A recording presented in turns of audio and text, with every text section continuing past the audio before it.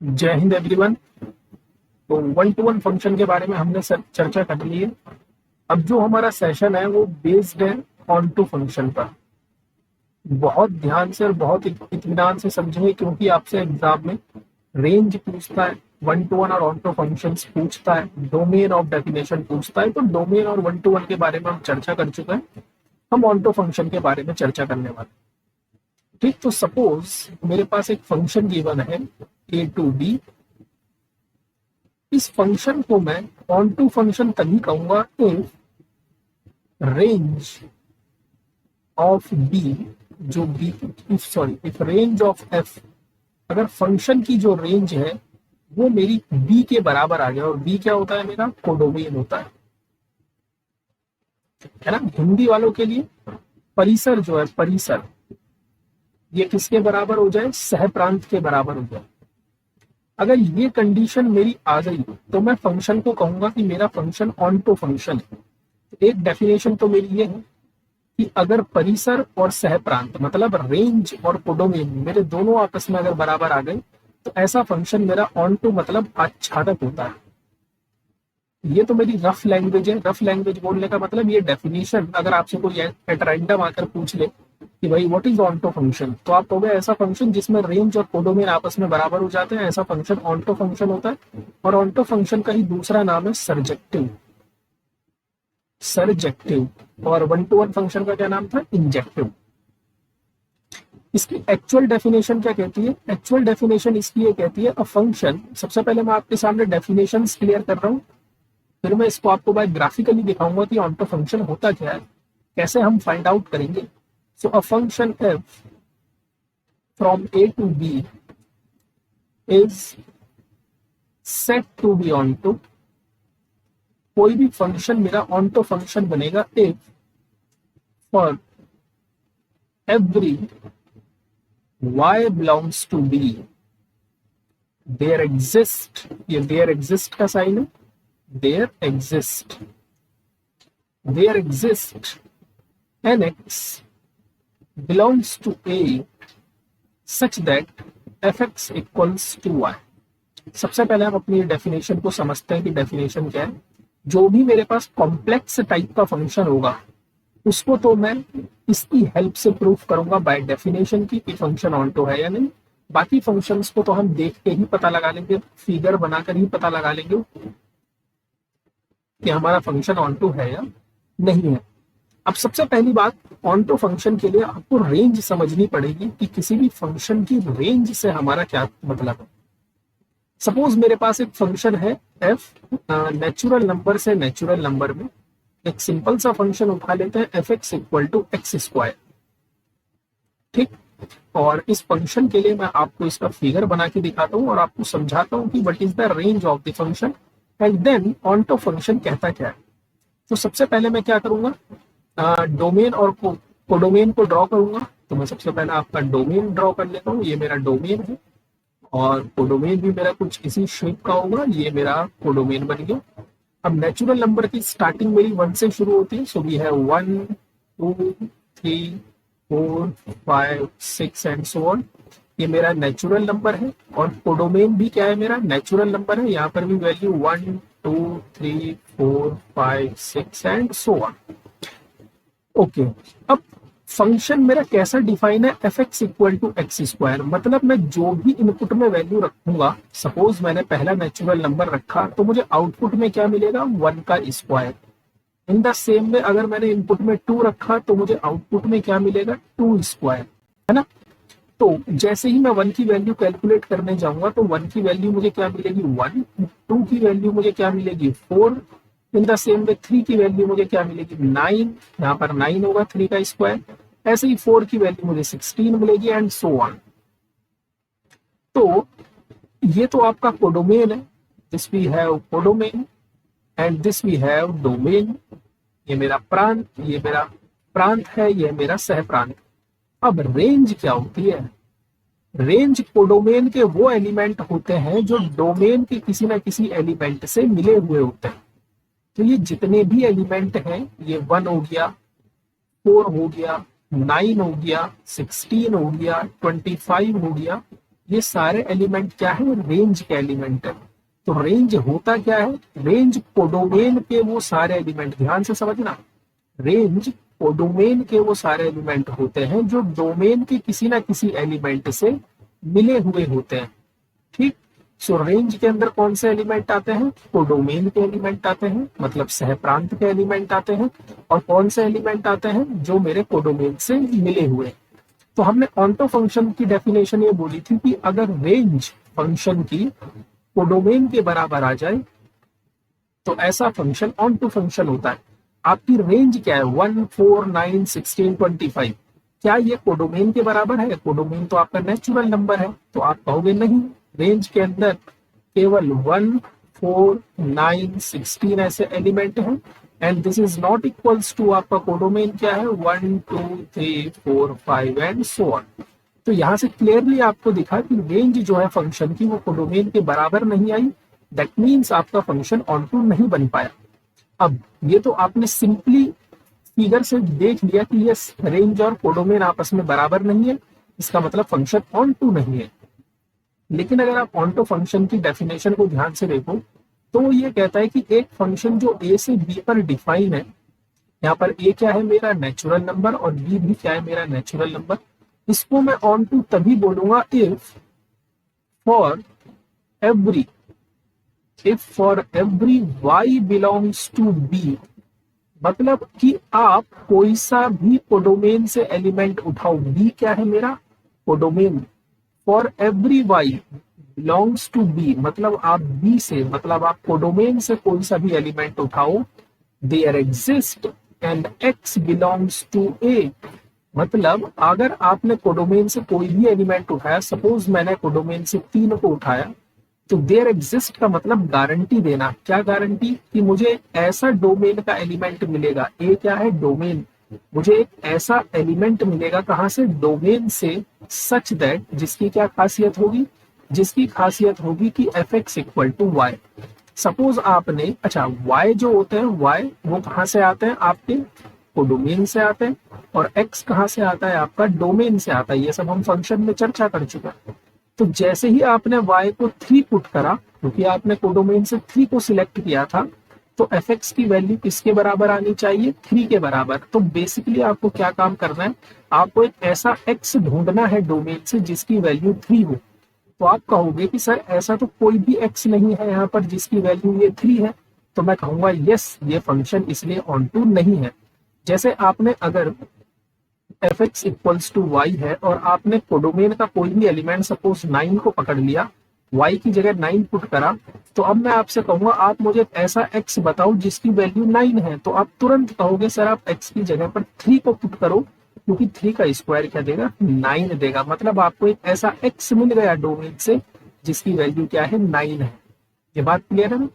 तो हम इस डेफिनेशन का यूज करेंगे कब, जब बेसिकली 90% केसेस में जब आपका फंक्शन r से r में गिवन होगा, क्योंकि r के अंदर बहुत सारे नंबर्स होते हैं, उस टाइम पर ऐसे फिगर्स बना के समझाना पॉसिबल नहीं हो पाता है।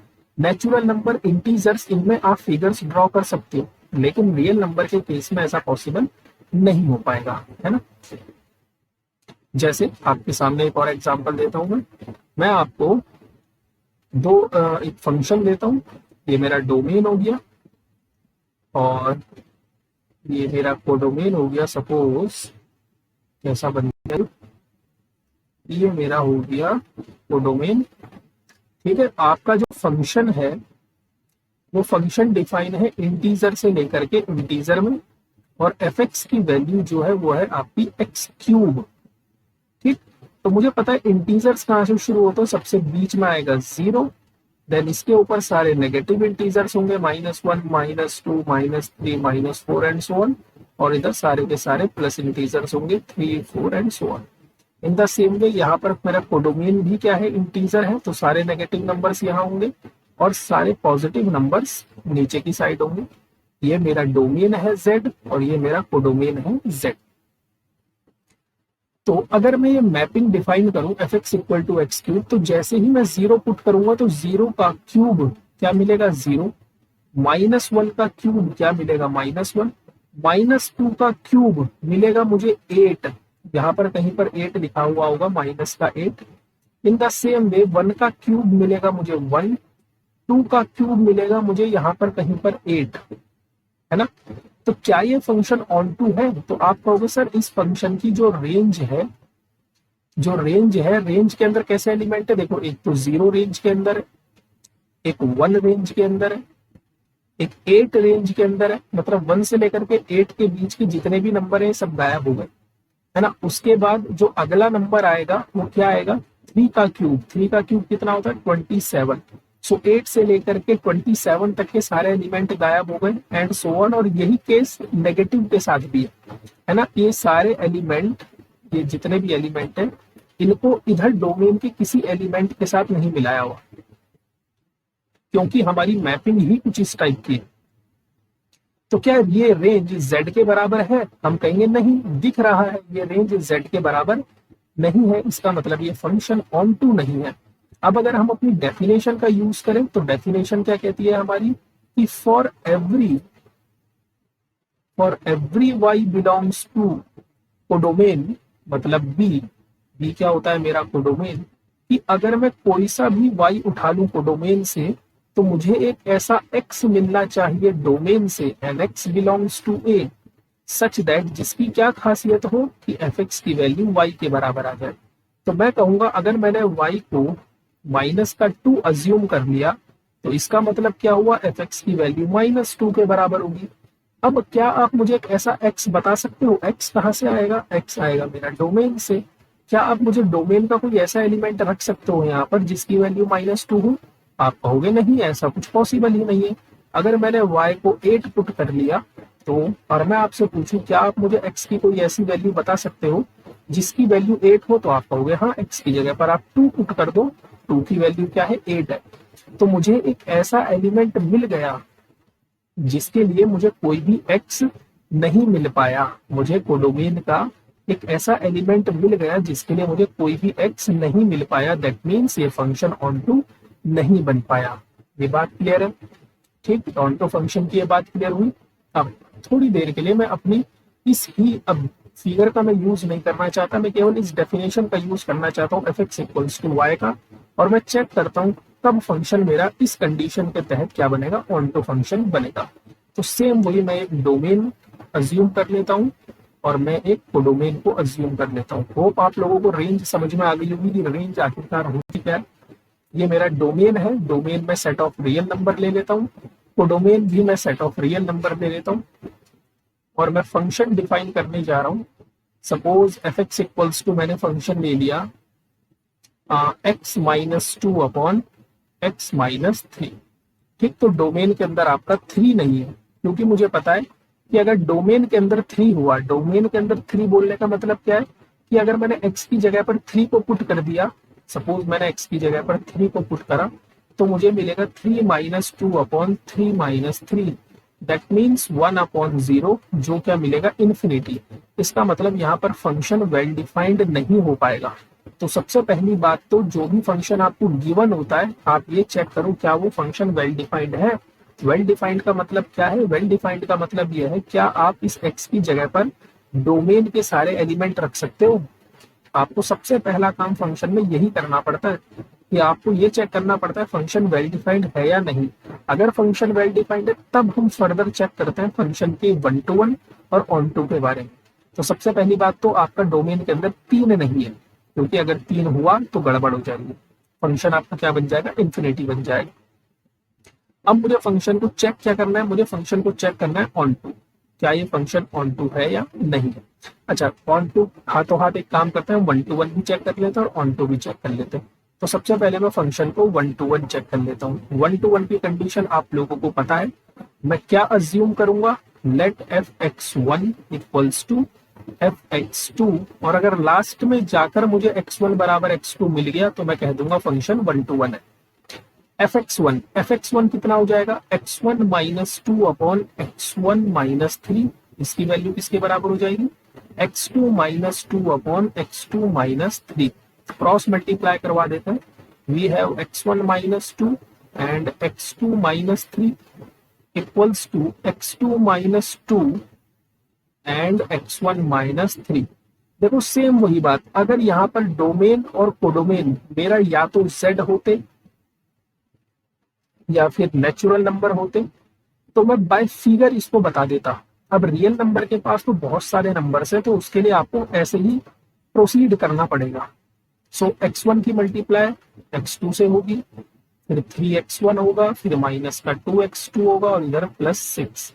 इधर क्या हो जाएगा x1 x2 माइनस का 3x2 एंड माइनस का 2x1 और प्लस का 6। देखो यहाँ 6 से 6 कैंसिल आउट हो गया, x1 x2 से x1 x2 कैंसिल आउट हो गया, बाकी सब टर्म्स को उठाकर एक तरफ ले आते हैं। Here we have this 2x2, ये सब उठकर जब इस तरफ आएंगे तो ये हो जाएगा प्लस का 3x2 एंड प्लस का 2x1 equals to 0। So 3x1 में से 2x1 गया तो कितना बचा, माइनस का x1 एंड इधर भी है प्लस का x2 बराबर 0। That means x1 equal to x2। So function कैसा है, 1 to 1 है, क्योंकि मैं ये अज्यूम करके चला और मुझे लास्ट में जाकर ये मिल गया। तो yes, this function is 1 to 1 function. Now function को ऑन टू चेक करते हैं, फंक्शन को ऑन टू चेक करते हैं। अब ऑन टू चेक करने के लिए मुझे क्या अज्यूम करना पड़ेगा, मुझे अज्यूम करना पड़ेगा F X equals to Y. F X मुझे गिवन है x minus 2 upon x minus 3 और इसकी वैल्यू किसके इक्वल हो जाएगी, y के। इसका एलसीएम ले लेते हैं तो एलसीएम मिलेगा x minus 2 equal to Y times of x minus 3। अब मुझे इस पूरी इक्वेशन को सॉल्व करके x की वैल्यू कैलकुलेट करनी है। So this we have x minus 2 equal to Y X minus 3y। So we have x minus yx equals to 2 minus 3y.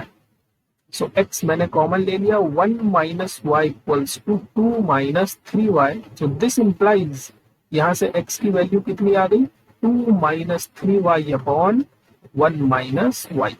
ये मेरी x की वैल्यू कैलकुलेट हो गई। अब ऑन टू फंक्शन आपसे कहता क्या है, देखो ऑन टू फंक्शन की अगर आप डेफिनेशन को ध्यान से देखो तो ऑन टू फंक्शन कहता है कि for all y belongs to B for codomain. For all y belongs to B, there exists x belongs to A such that fx equals to y। मतलब कि आप कोडोमेन से कोई सा भी एलिमेंट उठाकर यहाँ पर रखो, आपको डोमेन से एक ऐसा x मिलना चाहिए जहां पर y क्या है, मिला हुआ है।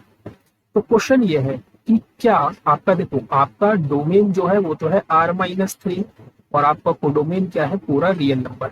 अब रियल नंबर के पास बहुत से नंबर्स है ना, यहाँ से आएगा आपका y और यहाँ से आएगा आपका x। अब क्वेश्चन ये है कि क्या मैं कोई सा भी रियल नंबर यहाँ डालूं, y को यहाँ पर रखना मतलब रियल नंबर को यहाँ पर रखना, कि मैं कोई सा भी रियल नंबर अगर यहाँ पे रखूंगा तो क्या मुझे x मिलेगा, क्या हर बार मुझे x की वैल्यू कुछ ना कुछ मिलेगी, क्योंकि x कहाँ से आ रहा है, x आपका यहाँ से आ रहा है। तो हम कहेंगे देखो सबसे पहली बात, अगर मैंने y की जगह पर थोड़ी देर के लिए 1 रख दिया तो x की वैल्यू इन्फिनिटी हो जाएगी। y की जगह पर 1 पुट करने से x की वैल्यू क्या बन जाएगी, इन्फिनिटी। और x आ कहाँ से रहा है, x तो यहाँ से आ रहा है डोमेन से। तो क्वेश्चन ये है क्या यहाँ पर x की वैल्यू इन्फिनिटी हो सकती है, तो हम कहेंगे नहीं, ऐसा पॉसिबल नहीं है, क्योंकि इन्फिनिटी रियल नंबर नहीं होता है, इन्फिनिटी रियल नंबर नहीं होता है। इसका मतलब y की वैल्यू 1 पॉसिबल नहीं है। तो सबसे पहली बात तो जो आपका कोडोमेन r दिया है ये r नहीं चलेगा, ये क्या चलेगा, r माइनस 1 चलेगा। सबसे पहली बात क्लियर है, सबसे पहली बात तो ये। दूसरी बात ये है कि डोमेन के पास 3 नहीं है, ये बात समझ में आ रही है आपको, डोमेन के पास 3 नहीं है, लेकिन डोमेन के पास 3 को छोड़कर सारे एलिमेंट है। कहने का क्या मतलब है, कहने का सीधा सा मतलब यह है कि अगर आपने y को 1 के अलावा, y कहां से आ रहा है, कोडोमेन से आ रहा है, अगर आपने इस कोडोमेन से कोई सा भी एलिमेंट उठाकर रखा y की जगह पर, बस 1 नहीं रखना है क्योंकि 1 अब हमने हटा दिया, तो क्या आपको हर बार x मिलेगा, सिंपल सा क्वेश्चन, क्या आपको हर बार x मिलेगा। तो हमने कहा हम y को कुछ भी एट रैंडम रख देते हैं, y को मैं 0 पुट कर देता हूँ तो x की वैल्यू कितनी मिलेगी, आपने कहा सर x की वैल्यू 2 मिलेगी। फिर मेरे दिमाग ने काम किया, क्या 2 रियल नंबर इसके पास है डोमेन के पास, मैंने कहा हाँ बिल्कुल है, तो यस y इक्वल टू 0 तो काम कर गया।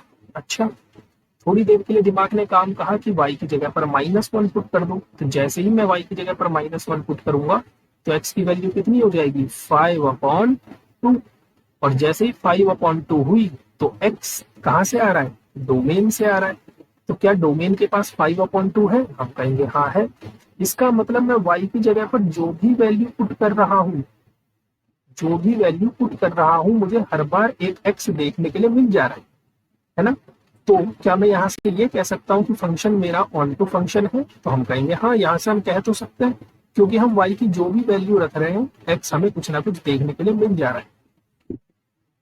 लेकिन एक गड़बड़ है, मुझे पता है कि मेरा जो डोमेन है वो है r-3 और जो मेरा कोडोमेन है वो है r-1। अगर x की जगह पर 3 हो गया, x की जगह पर 3 बोलने का क्या मतलब है, x की जगह पर 3 बोलने का मतलब यह है कि आपने डोमेन में क्या पुट कर दिया, 3 को पुट कर दिया।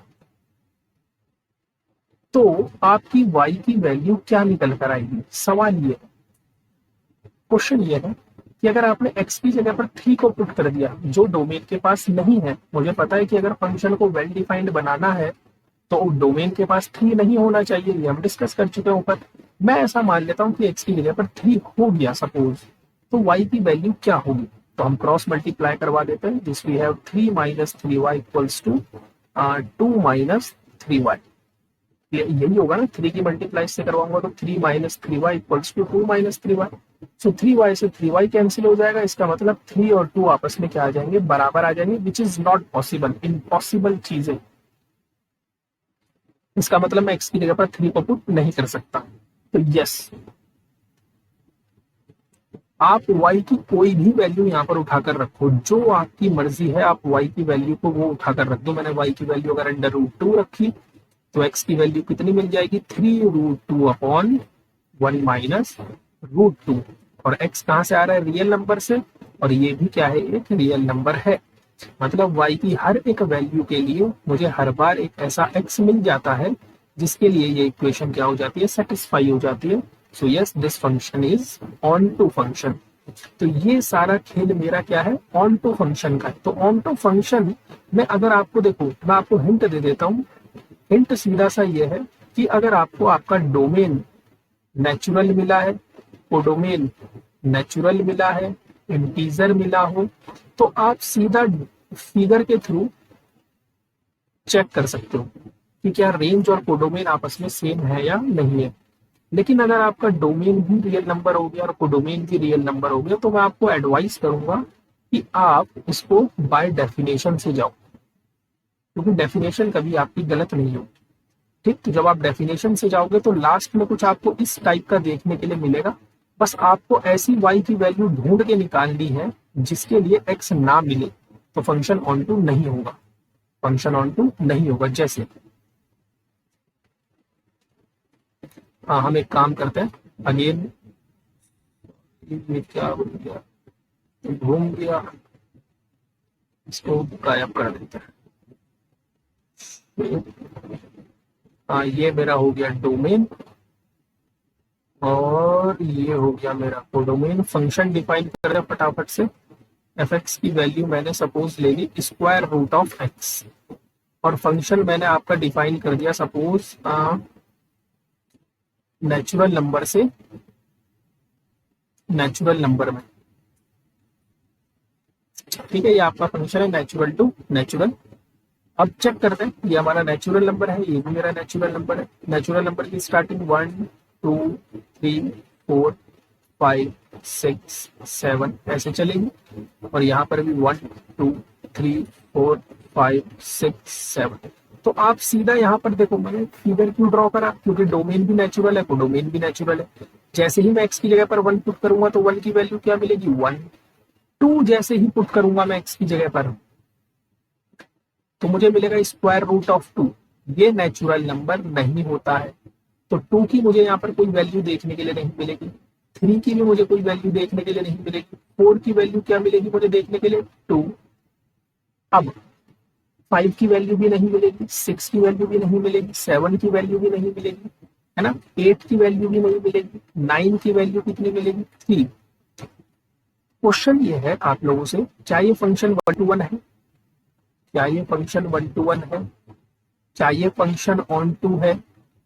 तो आप मुझे कहोगे सर आप बेवकूफ बना रहे। क्यों? क्योंकि ये फंक्शन ही नहीं है। This is not a function, not a function. ये फंक्शन ही नहीं है। फंक्शन क्यों नहीं है? क्योंकि डोमेन के बहुत सारे एलिमेंट ऐसे छूट गए जिनको इमेज ही नहीं मिली है, और फंक्शन की डेफिनेशन ये कहती है कि डोमेन के सारे एलिमेंट को डोमेन से मिले हुए होने चाहिए, तभी ये फंक्शन बनेगा, अदरवाइज ये फंक्शन ही नहीं बनेगा। और अगर ये फंक्शन ही नहीं है तो कहाँ 1 to 1 की बात और कहाँ ऑन टू की बात? क्लियर हुई ये बात? So this is not a function, और अगर फंक्शन ही नहीं है तो 1 to 1 और ऑन टू की चर्चा हम नहीं कर सकते। तो रेंज आप लोगों को होप समझ में आ गई होगी, आपको ऑन टू फंक्शन समझ में आ गया होगा। कल मिलते हैं हम, जितने भी प्रीवियस ईयर में 1 to 1 ऑन टू डोमेन और रेंज के क्वेश्चन आए हुए हैं उनको सॉल्व करते हैं। तब तक के लिए जय हिंद, जय भारत।